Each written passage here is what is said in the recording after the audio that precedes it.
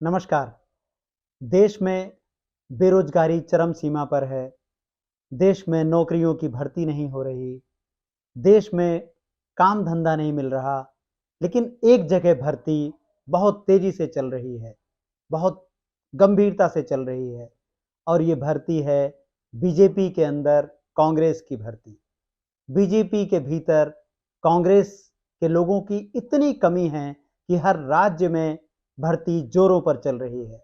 आज सुबह यह भर्ती मध्य प्रदेश में एकाएक उस वक्त तेज हो गई जब गांधी परिवार के निकट माने जाने वाले सुरेश पचौरी 9 नेताओं के समेत बीजेपी में शामिल हो गए। वही पचौरी हैं जिन्होंने जीवन में एक भी चुनाव नहीं जीता।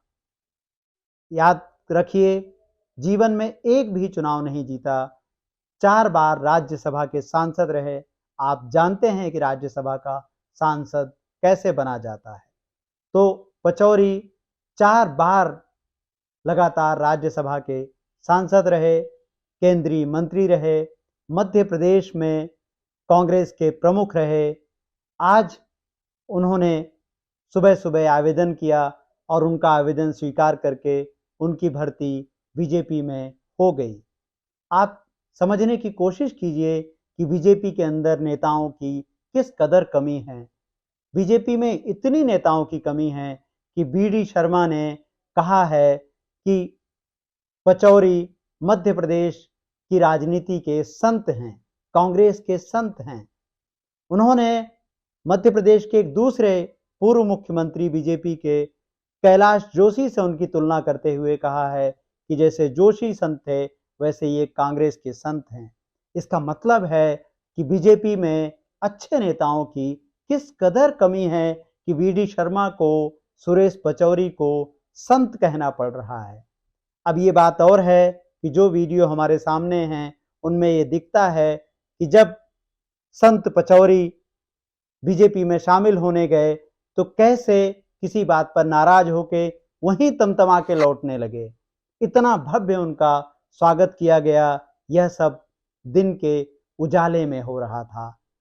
तो आप समझने की कोशिश कीजिए कि सम्मान देने और सम्मान लेने का काम किस तरह से चल रहा है, किस तरह से लगातार बीजेपी सारी भर्तियों को रोक करके कांग्रेस से भर्ती करने में लगी हुई है। तो एक तरफ कांग्रेस का भर्ती अभियान बीजेपी में चल रहा है, दूसरी तरफ आज एक और महत्वपूर्ण काम हुआ। मध्य प्रदेश में मंत्रालय, जिसे आप वल्लभ भवन के नाम से जानते हैं, वहां आग लग गई। वल्लभ भवन में आग लगना मध्य प्रदेश में एक ऐसा रहस्य है जिसके बारे में जानते तो सब हैं लेकिन कोई कहता नहीं। मध्य प्रदेश में बीते कुछ वर्षों में नियमित अंतराल पर सतपुड़ा और वल्लभ भवन में आग लगती रहती है। आज जिस तीसरे माले पर आग की बात खबर आई और हम सब ने आग की लपटें देखी, वहां वो कक्ष बताया जा रहा है कि पूर्व पूर्व मुख्यमंत्री का कक्ष था।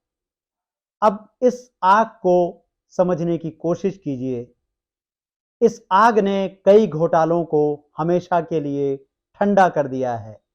जब ना कोई फाइल होगी, ना कोई उसकी जांच होगी, तो घोटाले कहां से आएंगे। बीजेपी ने मध्य प्रदेश में घोटालों को छुपाने का एक इतना शानदार तरीका निकाला है कि जिसकी नकल आने वाले चुनाव के बाद दूसरे डबल इंजन की सरकारें भी वहां से प्रेरणा ले सकती हैं कि जांच की जरूरत ही क्या है। एक आग लगती है और आग में सब कुछ ठंडा हो जाता है, सारे घोटाले ठंडे हो जाते हैं। मध्य प्रदेश की चर्चा करते समय आपको ध्यान होगा व्यापम। व्यापम में घोटाले के दौरान होने वाली मौतें। व्यापम घोटाला मध्य प्रदेश का एक ऐसा घोटाला था जिसमें 50 से ज्यादा जानें गईं। लोग घर से निकले, कहीं जाते समय मर गए। एक रिपोर्टर दिल्ली से गया कवर करने और उसकी मृत्यु हो गई रहस्यमय तरीके से।